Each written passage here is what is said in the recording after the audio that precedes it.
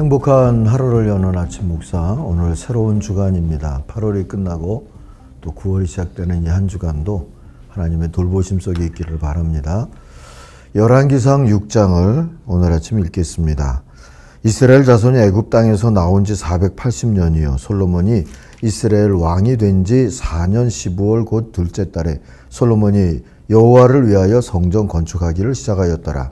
솔로몬 왕이 여호와를 위하여 건축한 성전은 길이가 60규빗이요 너비가 20규빗이요 높이가 30규빗이며 성전의 성소 앞 주랑의 길이는 성전의 너비와 같이 20규빗이요 그 너비는 성전 앞에서부터 10규빗이며 성전을 위하여 창틀 있는 붙박이 창문을 내고 또 성전의 벽호 성소와 지성소의 벽에 연접하여 돌아가며 다락대를 건축하되 다락마다 돌아가며 골방들을 만들었으니 하층 다락의 너비는 5규빗이요 중층 다락의 너비는 6규빗이요 셋째 층 다락의 너비는 7규빗이라 성전의 벽 바깥으로 돌아가며 턱을 내어 골방 들보들로 성전의 벽에 박히지 아니하게 하였으며 이 성전을 건축할 때에 돌을 그 뜨는 곳에서 다듬고 가져다가 건축하였으므로 건축하는 동안에 성전 속에서는 방망이나 도끼나 모든 철 연장 소리가 들리지 아니하였으며 중층 골방의 문은 성전 오른쪽에 있는데 나사 모양 층계로 말미암아 하층에서 중층에 오르고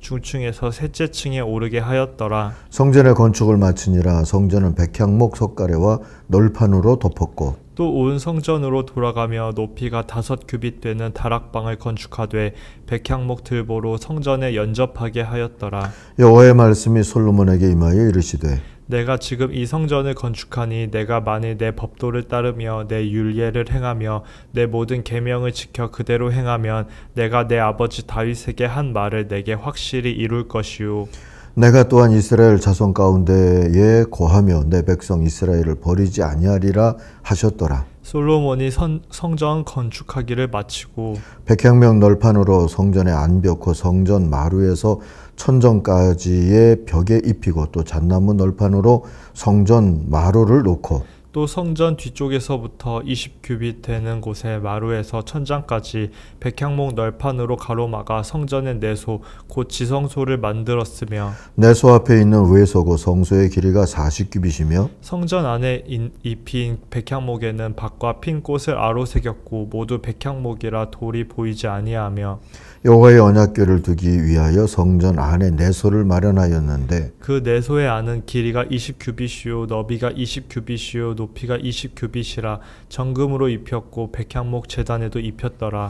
솔로몬이 정금으로 외소 안에 입히고 내소 앞에 금사슬로 건너 지르고 내소를 금으로 입히고 온 성전을 금으로 입히기를 마치고 내소에 속한 제단의 전부를 금으로 입혔더라.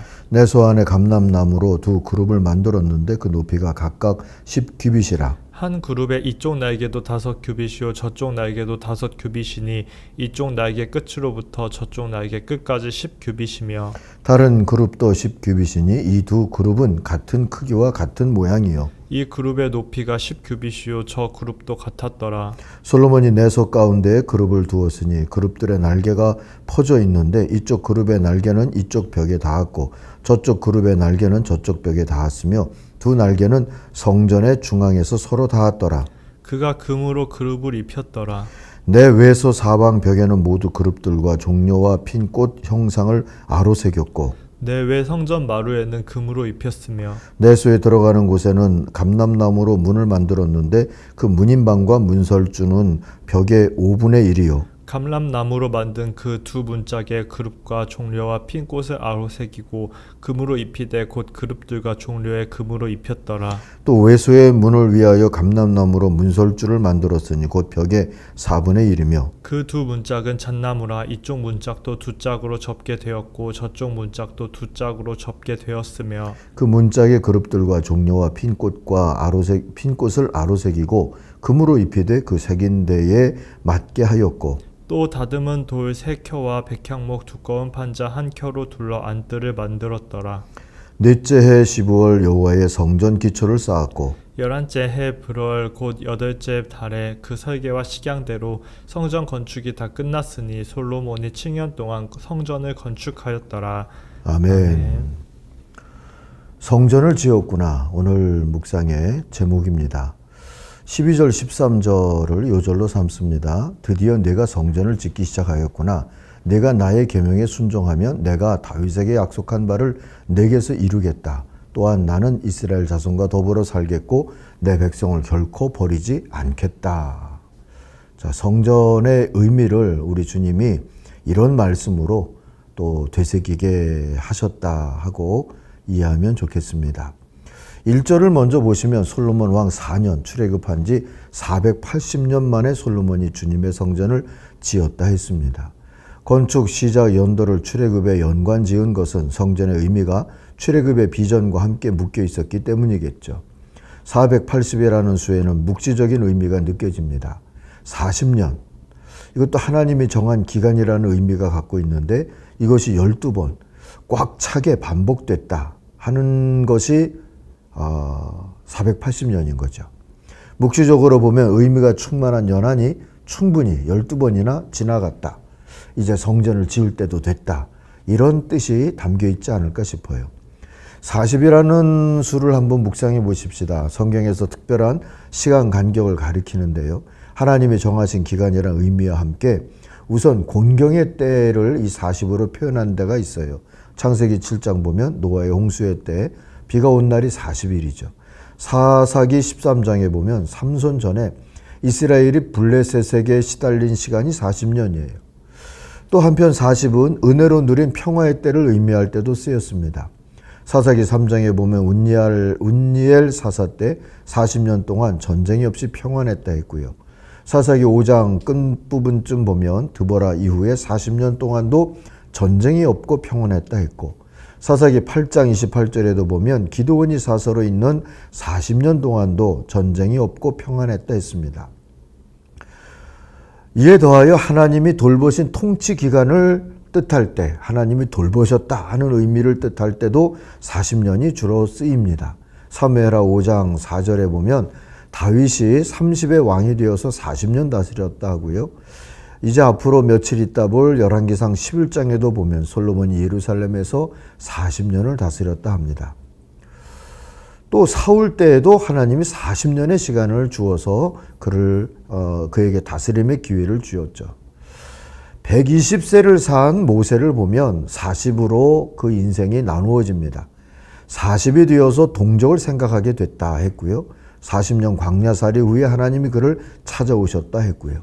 또 출애굽 후 40년 동안 시브리의 목자로 광야살이를 성공적으로 모세가 해냈다 하는 기사를 우리가 기억하죠. 또한 40은 회개에 합당한 때를 뜻하기도 합니다. 요나서 3장 4절에 보면 요나가 외친 니느웨 심판까지가 40일이 남았다 이렇게 되어 있죠. 이런 40의 의미들을 40일도 아니고 40년씩 12번이나 지났으니까 그 사이에 고난도, 복도, 평화도, 회개도 충분하게 연단받을 만큼 받았다 하는 뜻이 되지 않겠습니까? 하나님의 거처를 그들 안에 두어도 좋을 만큼 이스라엘은 성장했다 하는 의미가 480년 안에 있지 않나 싶습니다. 아무튼 그래서 출애굽한 지 480년 만에 솔로몬이 성전 건축을 하게 됐어요. 7년 동안 지었습니다. 광야시대의 이 성막은 임마누엘 하나님의 인도하심을 상징했죠. 이것을 이어받아서 솔로몬의 성전도 이스라엘에 대한 임마누엘 은총을 증언하게 됐고요. 그 이스라엘이 자기 하나님과 함께 약속의 땅에 확고하게 뿌리 내렸다고 하는 믿음도 선포하는 의미가 있었던 겁니다. 이 거룩한 성전은 길이가 30m쯤 되고 너비가 10m 되고 높이가 15m쯤 되죠. 그리고 3분의 1 지점에 그 백향목으로 지성소를 이렇게 막아가지고 그 내외벽을 전부 금으로 했고, 그 안에 보면 그룹 날개를 펼친 선사상을 두고 거기 법궤를 모시고, 문짝이든 벽든 웬만한 것들은 다 금으로 둘러서 그렇게 마련을 했다 하고 나옵니다. 크고 화려했지만 그렇다고 해서 이 성전이 세계 최고나 세계 최대 같은 수식어가 붙어 있지는 않습니다. 회중의 집회서로 하기에는 오히려 작았고요. 그런데 주님의 이름을 두기에는 적당했다 하고 봐야 할 것 같아요. 11절, 12절, 13절을 연결해서 보면 주님이 솔로몬에게 말씀하실 때 드디어 내가 성전을 짓기 시작했구나. 또한 나는 이스라엘 자손과 더불어 그들 가운데 함께 살겠다. 그들과 함께 살겠다. 임마누엘 하겠다. 하고 하나님 말씀하시잖아요. 주님이 보신 건 믿음인 것이지 크기나 화려함은 아니었을 테니까 어쨌든 주님은 이 성전을 임마누엘의 상징으로 쓰이도록 받으셨다 하고 우리가 얘기할 수 있을 것 같습니다. 그렇지만 성전만 있으면 하나님도 거기 무조건 계신다 하고 말하는 거에는 어폐가 있습니다. 하나님의 뜻과 계명에 순종하는 공동체의 성전일 때만 그 성전이 임마누엘을 상징한다는 것을 주님은 분명히 하셨어요. 12절 후반절입니다. 내가 내 법도와 율례를 따르고 또 나의 계명에 순종하여 그대로 그것을 지키면 내가 내 아버지 다윗에게 약속한 바를 내게서 이루겠다 했어요. 이 약속은 임마누엘의 약속과 영원한 복에 대한 약속이었죠. 자, 이것이 잘 지켜지지 않는 것은 순전히 주님의 뜻, 주님의 계명, 주님의 하나님의 나라의 비전에 순종하지 않을 때였다는 것을 예언자들이 우리에게 알려준 바가 있어요. 예레미야 7장에 보면 예레미야가 성전 문 앞에 서서 드나드는 사람들에게 성전이 있다고 하나님이 자동적으로 함께 하시는 건 아니다 하고 설교하는 장면이 있죠. 예레미야 7장 4절부터 15절 사이를 좀 요약해서 한번 읽어드리겠습니다. 이것이 주님의 성전이다, 주님의 성전이다 하고 속이는 말을 의지하지 말라. 너희는 지금 전혀 무익한 거짓말을 의지하고 있다. 너희는 모두 도둑질을 하고 죽이고 음행하고 거짓으로 맹세하고 바알에게 분향하고 너희가 알지 못하는 다른 신들을 섬기고 있다. 너희는 이처럼 내가 미워하는 일만 저지르고서도 내 이름으로 불리는 이 성전에 들어와서 내 앞에 서서 우리는 안전하다 하고 말한다. 그래, 내 이름으로 불리는 이 성전이 너희의 눈에는 도둑들이 숨는 곳으로 보이느냐? 너희가 온갖 죄를 지었으므로 내가 너희에게 서둘러서 경고하였으나 너희는 듣지 않았다. 내가 불렀으나 너희는 대답도 하지 않았다. 그러므로 내가 실로에서 한 것과 똑같이 내 이름으로 불리며 너희가 의지하는 이 성전, 곧 내가 너희와 너희 조상에게 준 이 장소에 내가 똑같이 하겠다. 옛 실로의 산당이 무너진 것처럼 예루살렘 성전도 무너질 것을 예언했던 예레미야 예언 중에 한 토막인 것이죠.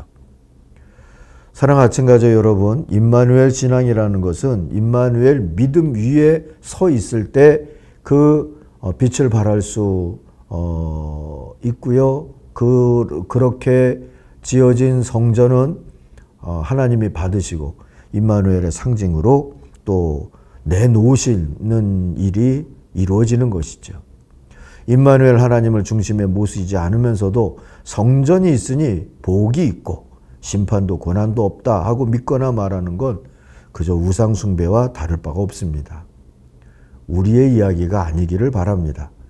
잘 믿어서 성전의 의미로 또 성전의 의미를 드러내며 살아갈 수 있는 그런 하나님의 사람들 또 주님의 교회가 될 수 있기를 바랍니다. 기도하십시다.